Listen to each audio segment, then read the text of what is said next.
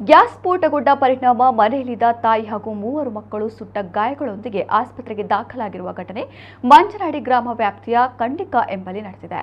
ಗಾಯಾಳುಗಳನ್ನು ತಾಯಿ ಕುಬ್ರಾ ಹಾಗೂ ಮೂವರು ಮಕ್ಕಳಾದ ಮಹದಿಯ, ಮಜಿಯಾ, ಮೈಜಾ ಎಂದು ಗುರುತಿಸಲಾಗಿದೆ. ಅವರನ್ನು ದೇರಳಕಟ್ಟೆ ಖಾಸಗಿ ಆಸ್ಪತ್ರೆಯ ತೀವ್ರ ನಿಗಾ ಘಟಕದಲ್ಲಿ ದಾಖಲಿಸಲಾಗಿದೆ.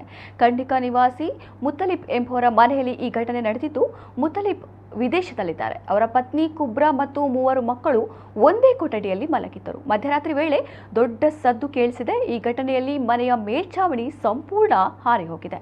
ಕಿಟಕಿ ಮಲಗಿದ ಕೊಠಡಿ ಸಂಪೂರ್ಣ ಹಾನಿಗೊಳಗಾಗಿದೆ. ಘಟನೆ ಸಂದರ್ಭ ಸ್ಥಳೀಯ ವ್ಯಕ್ತಿಯೊಬ್ಬರು ಬೊಬ್ಬೆ ಹೊಡೆದಿದ್ದು, ತಕ್ಷಣ ಘಟನಾ ಸ್ಥಳಕ್ಕೆ ಆಗಮಿಸಿದ ಸ್ಥಳೀಯರು ಬೆಂಕಿಯನ್ನು ನಂದಿಸಿದ್ದಾರೆ. ತಾಯಿ ಮಕ್ಕಳು ಮಲಗಿದ ಮಂಚ ಸಂಪೂರ್ಣ ಸುಟ್ಟು ಕರಕಲಾಗಿದೆ. ಈ ಸಂದರ್ಭ ತಾಯಿ ಜೊತೆ ಮಲಗಿದ ದೊಡ್ಡ ಮಕ್ಕಳು ಬಾಗಿಲು ತೆರೆದಿದ್ದು, ತಕ್ಷಣ ಸುಟ್ಟ ಗಾಯಗಳಿಂದ ಗಂಭೀರ ಸ್ಥಿತಿಯಲ್ಲಿದ್ದ ತಾಯಿ ಹಾಗೂ ಮೂವರ ಮಕ್ಕಳನ್ನ ದೇರಳಕಟ್ಟೆ ಖಾಸಗಿ ಆಸ್ಪತ್ರೆಗೆ ದಾಖಲಿಸಲಾಗಿದೆ. ಘಟನಾ ಸ್ಥಳಕ್ಕೆ ತಹಶೀಲ್ದಾರ್ ಪುಟ್ಟರಾಜು ಭೇಟಿ ನೀಡಿ ಪರಿಶೀಲನೆಯನ್ನು ನಡೆಸಿದ್ದಾರೆ.